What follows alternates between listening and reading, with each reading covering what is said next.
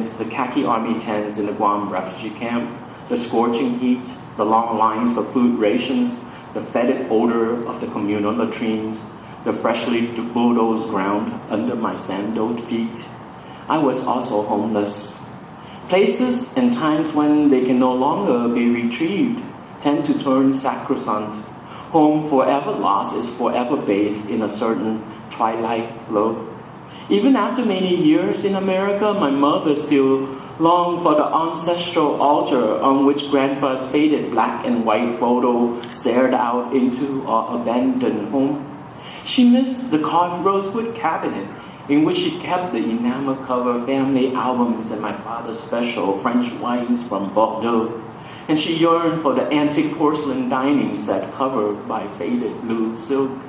She fretted over the small farm we owned near the Bin Lai Bridge on the outskirts of Saigon, where the chickens roamed freely and the mangosteen and guava trees were heavy with fruit when we last visited, and where the river, dotted with water hyacinths, ran swift and strong.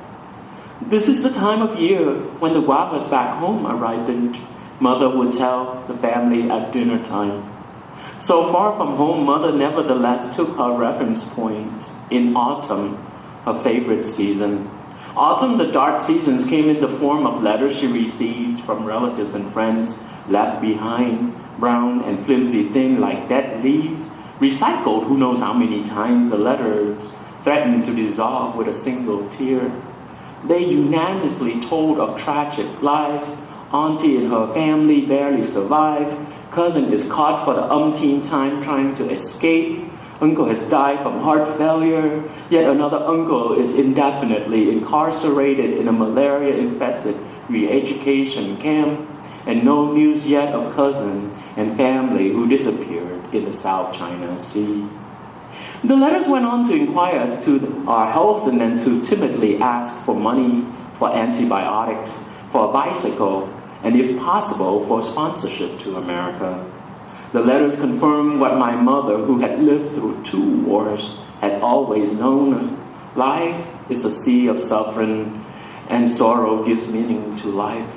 Then, as if to anchor me in old world tragedy, as if to bind me to that shared narrative of loss and misery, Mother insisted that I too read those letters.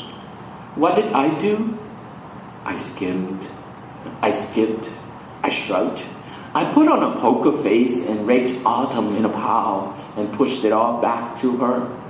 That country, I slowly announced in English, as if to wound, is cursed. That country, mind you, no longer mine. Vietnam was now so far away, an abstraction, and America was now so near, outside a window, blaring on TV, written in the science fiction books I devoured like mad. A seduction. Besides, what could a scrawny refugee teenager living in America do to save Uncle from that malaria-infested re-education camp? What could he do for cousin and her family lost somewhere in this vast South China Sea? He could, on the other hand, pretend amnesia to save himself from grief. My mother made the clucking sounds of disapproval with her tongue as she shook her head. She looked into my eyes and called me the worst thing she could muster. You've become a little American now, haven't you? No cowboy. A cowboy. A Vietnamese appropriated the word cowboy from the movies to imply selfishness. A cowboy in Vietnamese estimation is a rebel who, as in the spaghetti westerns, leaves town, the communal life, to ride alone into the sunset. Mother's comments smarted, but she wasn't far from the truth. Her grievances against America had little to do with the war and the United States' involvement in it. Her complaint against America was that it had stolen her children, especially her youngest and once most filial son. America seduced him with its optimism, twisted his thinking, bent his tongue, and dulled his tropic memories. America gave him freeways and fast food and silly cartoons and sitcoms, imbuing him with happy ending incitements. Yet it could not be helped.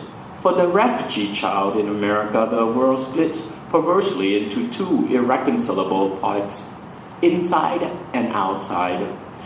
Inside at home in a crowded apartment shared by two refugee families, nostalgia ruled. Inside the world remained dedicated to what was. Remember the house we used to live in with the red bougainvillea waving over the iron gate?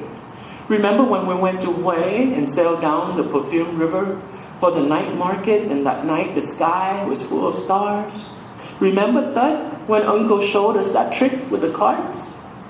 Inside, the smell of fish sauce wafted along with the smell of incense from the newly built altar that housed photos of the dead, a complex smell of loss. Inside, the refugee father told and retold wartime stories to his increasingly disaffected children, reliving the battles he had fought and won. He stirred his whiskey and soda on ice and stared blankly at the TV. Inside, the refugee mother grieved for lost relatives, lost home and hearth, lost ways of life, a whole cherished world of intimate connections, scattered and uprooted, gone, gone, all gone.